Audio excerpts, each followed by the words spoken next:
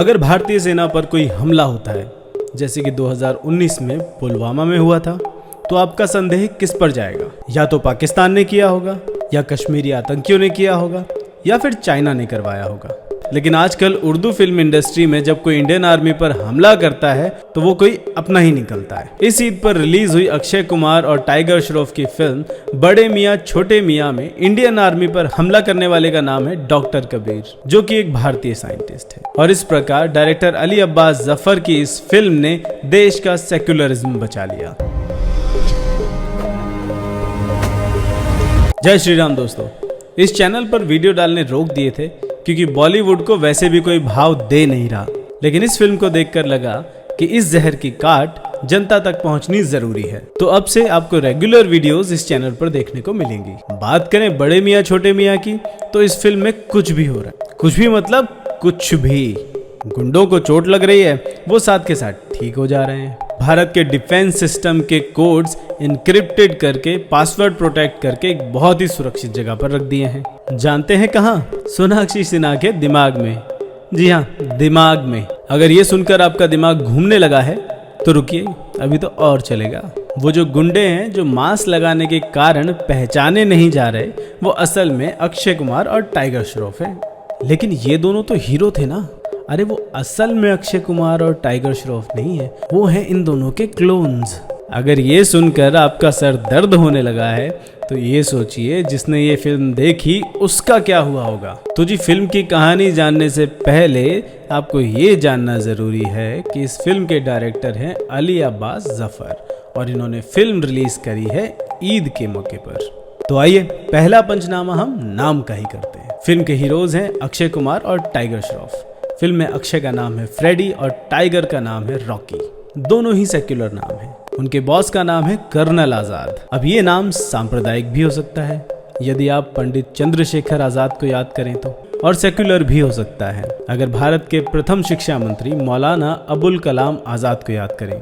लेकिन इनका नाम है कर्नल आदिल शेखर आजाद। देख रहे हैं कैसे चंद्रशेखर आजाद का आदिल शेखर आजाद किया गया है। ये नाम ऐसे ही रैंडमली नहीं रख लिए जाते, बल्कि अरब देशों के अपने आकाओं को सेक्युलरिज्म के सबूत के रूप में फिल्म बनाने से पहले दिखाए जाते हैं ताकि वहां से पैसा मिल सके। हीरोइंस की बात करें तो मानुषी चिल्लर का नाम है कैप्टन मिशा, सेक्युलर।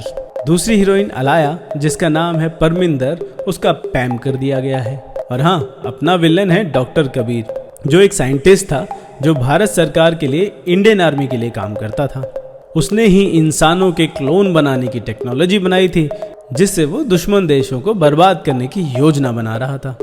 लेकिन कर्नल आदिल शेखर आजाद को ये पसंद नहीं था, क्योंकि ये नैतिकता के खिलाफ था। हाँ, कर्नल साहब का पूरा नाम हर बार लेना जरूरी है, क्योंकि तभी आपको पता चलेगा कि वो ऐसे क्यों हैं। आप सोच रहे होंगे कि इंडियन आर्मी के कर्नल को पसंद नहीं आया, मतलब किसी गलत देश को टारगेट कर रहा होगा साइंटिस्ट।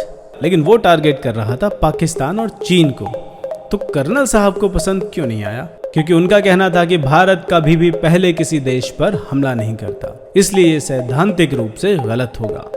अच्छा जी, ऐसे कर्नल साहब आर्मी में कर क्या रहे हैं? चलो, तो कर्नल साहब अक्षय कुमार और टाइगर श्रॉफ को भेजते हैं विलन को मारने और प्रोग्राम को नष्ट करने। प्रोग्राम असल में है इंडियन डिफेंस सिस्टम की चाबी, यानी कोड्स।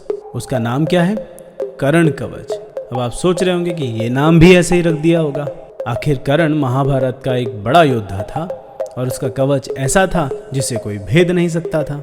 जब तक वो कवच कुंडल उसके शरीर पर थे, उसे कोई नहीं मार सकता था। तो अच्छा तो नाम है, लेकिन ये भी याद रखना होगा कि देवराज इंद्र ने कर्ण का कवच उससे दान में ले लिया था और कर्ण मारा गया। तो ऐसा कवच जो अपने स्वामी की रक्षा नहीं कर सका, वैसा नाम क्यों रखा कर्नल आदिल शेखर आजाद ने? सेक्युलरिज्म। साइंटिस्ट कबीर ने अपना भी एक क्लोन बना रखा है जिसका नाम है एकलव्य। मजे की बात देखिए कि हम विलन के द्वारा बनाए गए क्लोन का नाम है एकलव्य और इंडियन डिफेंस सिस्टम का नाम है कर्ण कवच। लेकिन हीरोज के नाम फ्रेडी और रॉकी हैं, सेक्युलर। आगे भी बहुत कुछ अजीब अजीब सा होता है, लेकिन पूरी कहानी सुनाकर आपको टॉर्चर नहीं करूंगा। तो आइए जानते हैं कि इस फिल्म के डायरेक्टर अली अब्बास जफर, जो कि इस फिल्म के लेखक भी हैं, उन्होंने ऐसी कहानी क्यों लिखी। आपको बता दें कि साहब की पहली फिल्म थी मेरे ब्रदर की दुल्हन, जिसमें इन्होंने पाकिस्तानी एक्टर अली जफर को लिया था। वो 2014 से पहले का भारत था। हालांकि 2008 के मुंबई हमले के बाद से ही भारत में पाकिस्तानी एक्टर्स को बैन करने की बातें चल रही थी, लेकिन 2011 में अपने करियर की पहली फिल्म में ही कोई पाकिस्तानी एक्टर को क्यों लेगा। तो आप समझ सकते हैं कि उसे पैसा और प्रेरणा कहाँ से मिल रहे हैं।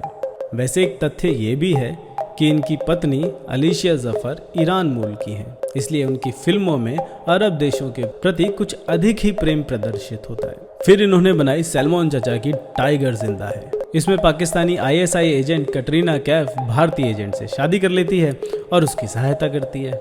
समझ में ये नहीं आ रहा कि आपको सेक्युलरिज्म को अच्छा दिखाते हुए ही फिल्म बनानी है तो खुलकर क्यों नहीं बना देते। बड़े मियाँ फ्रेडी और छोटे मियाँ रॉकी को गोल टोपी लगाए हुए क्यों नहीं दिखाते। क्योंकि फिल्म ईद पर रिलीज करनी है, लेकिन टिकट खरीदवाने वाले हैं काफिरों से।